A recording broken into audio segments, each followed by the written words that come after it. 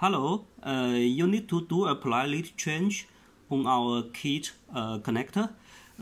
So you will see in our kit, the red wire is on the right side and the colored wire is on the left side. So first you need to disconnect the main pin from the pinhole in our male connector. Yep, our engineer will do that very quickly. We use a flight tweezer, and once you do the change, you insert the main pin again. Then the male pin also need to connect in the right way. So the red wire need to